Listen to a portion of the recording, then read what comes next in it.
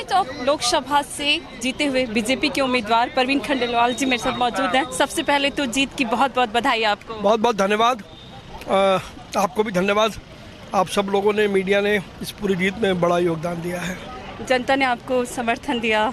एक पल तो ऐसा लगा था कि सीट हाथ से जा रही है, फिर आप जीत गए।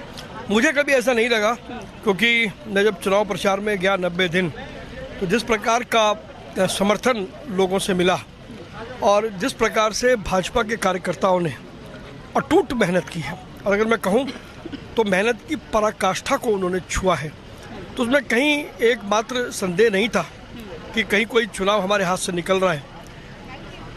मतगणना में ऊंच नीच आती रहती है, क्योंकि हर कॉन्स्टिट्यूंसी की डेमोग्राफी अलग होती है। तो डेमोग्राफी के लिहाज से शुरू के 2-3 राउंड में हम पिछड़ जरूर रहे थे, लेकिन एक बार जब हम विजय होना शुरू हुए तो फिर कांग्रेस हमें पकड़ ही नहीं पाई और हम 90,000 वोटों से जीते। क्योंकि आपके सामने बहुत ही कई बार सांसद भी रह चुके थे जेपी अग्रवाल, तो कई बार ऐसा लगा कि अब जो है टक्कर जो है वो बहुत ही ज़्यादा ज़बरदस्त है।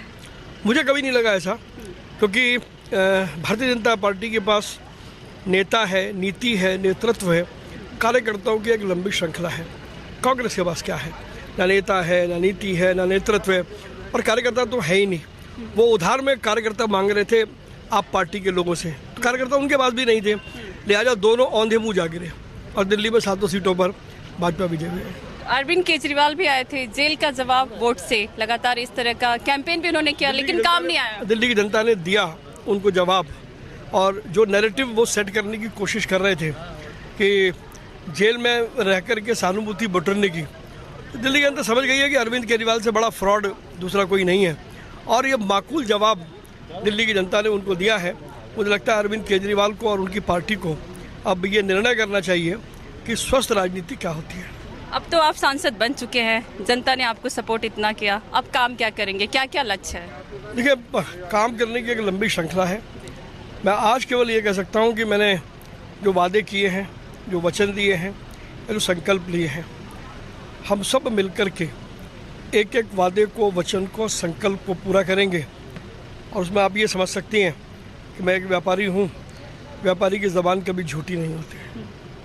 तो मानकर चलें कि अब व्यापारियों के लिए बहुत ज़्यादा जो है उन्हें राहत मिलेगा। व्यापारियों को तो करूँगा ही, लेकिन व्यापारियों के अलावा एक बड़ा वर्ग जो मेरी कॉन्स्टिट्यूंसी का है, मैं हर उस आदमी के लिए काम करूँगा, और ऐसे काम करूँगा कि किसी की आंख में आंसू ना हो और हर चेहरे पर मुस्कुराहट आए। तो जिम्मेदारी बड़ी है, अगले साल विधानसभा चुनाव भी है दिल्ली में।